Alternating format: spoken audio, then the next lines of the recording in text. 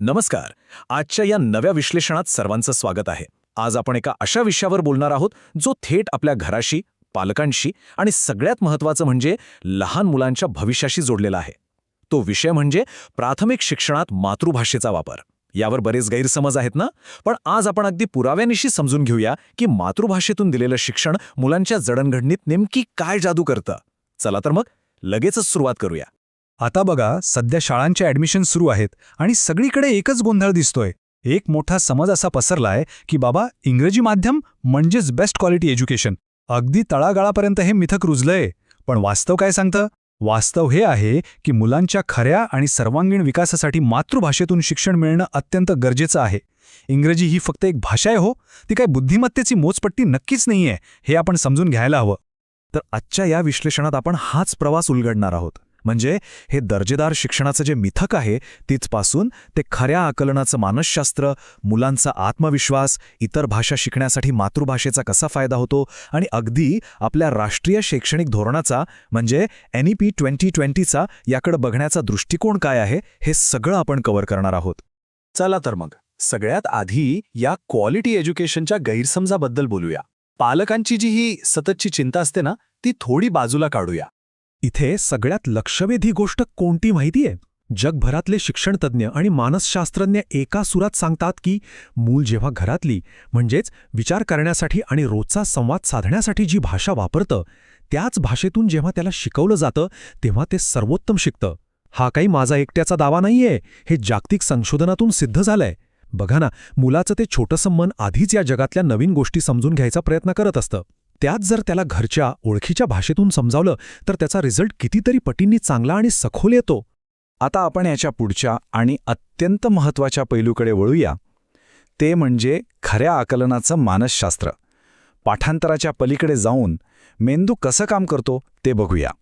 तर होतं काय, जेव्हा एखादा विषय मातृभाषेतून शिकवला जातो तेव्हा तो भाषेचा अडथळा अगदी मुळासकट दूर होतो. म्हणजे विज्ञानाचे प्रयोग असोत किंवा गणिताचे अवघड नियम, ते मुलांना चटकन समजतात. विचार करा, एखाद्या लहान मुलाला विज्ञानाचा नियमही समजून घ्यायचा आहे आणि त्याचवेळी तो नियम ज्या अनोळखी भाषेत सांगितलाय तिचं डोक्यातल्या डोक्यात ट्रान्सलेशन पण करायचंय. हा मेंदूवरचा डबल ताण आहे ना, मातृभाषेमुळे हाच ताण पूर्णपणे गायब होतो. आणि म्हणूनच घोकंपट्टी आणि खरं आकलन यातला हा फरक खूप महत्त्वाचा ठरतो. मातृभाषेत शिकल्यामुळे न समजता फक्त पोपटपंची करण्याची म्हणजेच रट्टा मारण्याची सवय टळते. त्याऐवजी काय होतं तर मूळ संकल्पना, जे बेसिक कन्सेप्ट्स आहेत ते अगदी खोलवर रुजतात. मुलं विज्ञान आणि गणितासारख्या विषयांचा लॉजिकल म्हणजे तर्कशुद्ध विचार करायला लागतात. ती फक्त शब्दपाठ करत नाहीत तर खऱ्या अर्थाने विषय शिकतात.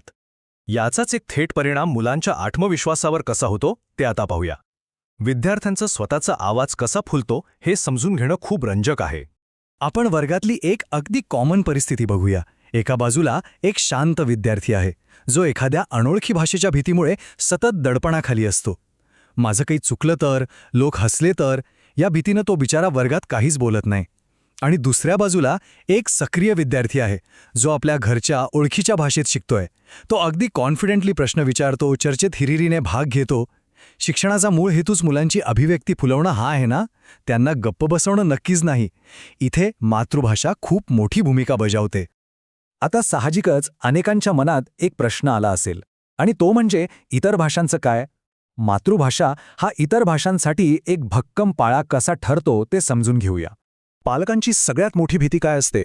जर मुलानं फक्त मातृभाषेतून शिक्षण घेतलं तर तो इंग्रजीसारख्या ग्लोबल भाषांमध्ये मागे तर नाही ना पडणार. पण खरं सांगू, हे अजिबात खरं नाहीये. इथे लँग्वेज ब्रिज म्हणजे भाषिक पुलाची संकल्पना कामाला येते. जर मुलाला आपली मातृभाषा अगदी उत्तम अवगत असेल, तिचं व्याकरण आणि वाक्यरचना पक्की असेल, तर तीच मुलं इंग्रजी किंवा हिंदी यांसारख्या इतर भाषा अतिशय वेगाने आणि अचूक शिकतात.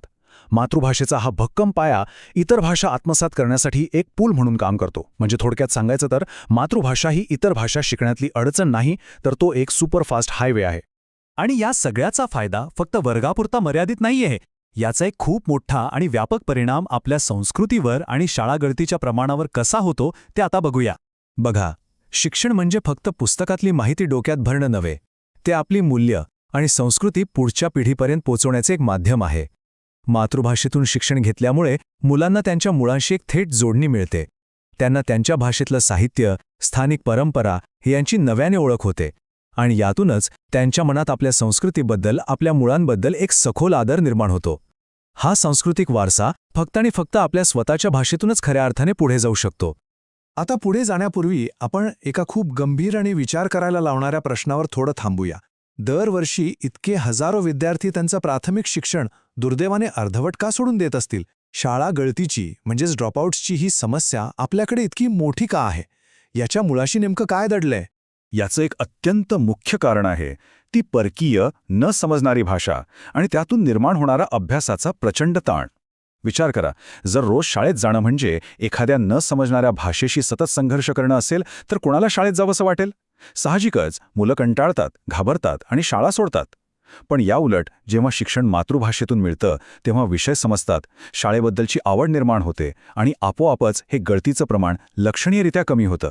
ही खऱ्या अर्थाने एक खूप मोठी सामाजिक उपलब्धी आहे, नाही का? आणि म्हणूनच आता आपण या विश्लेषणाच्या शेवटच्या टप्प्याकडे येतोय, जिथे आपण बघणार आहोत की आपलं राष्ट्रीय शैक्षणिक धोरण म्हणजेच NEP 2020 ह्या सगळ्याकडे कसं बघतं. आपण आत्तापर्यंत जे काही पाहिलं ना ते फक्त कागदावरचं किंवा पुस्तकी तत्वज्ञान नाहीये. आपल्या नवीन राष्ट्रीय शैक्षणिक धोरणाने म्हणजेच NEP 2020ने या सगळ्या गोष्टींना औधिकृतपणे मान्यता दिली आहे. या धोरणामध्ये प्राथमिक शिक्षणासाठी मातृभाषेचा वापर फक्त सुचवलेला नाहीये, तर त्यावर खूप मोठा भर देण्यात आला आहे. जेव्हा थेट राष्ट्रीय पातळीवरचे धोरणकर्ते या गोष्टीचं महत्त्व ओळखून ते लागू करतात तेव्हा नक्कीच हे योग्य दिशेने टाकलेलं एक अतिशय महत्त्वाचं पाऊल आहे, हे आपल्याला मान्य करावंच लागेल. आणि जाता जाता एक गोष्ट अगदी क्लिअर करायला हवी. मातृभाषेतून शिक्षण घेणं याचा अर्थ इंग्रजी किंवा इतर कोणत्याही भाषेला विरोध करणं असा अजिबात होत नाही. हा फक्त एक असा भक्कम आणि न डळमळणारा पाया तयार करण्याचा प्रयत्न आहे ज्यामुळे मुलांची विचार प्रक्रिया खऱ्या अर्थाने स्वतंत्र आणि क्रिएटिव्ह बनेल. आपली मुलं फक्त माहिती साठवणारे ग्राहक न राहता त्यांनी स्वतःच्या भाषेत विचार करून या जगाला नवनवीन उत्तरे देणारे विचारवंत बनावं, हा यामागचा मुख्य उद्देश आहे.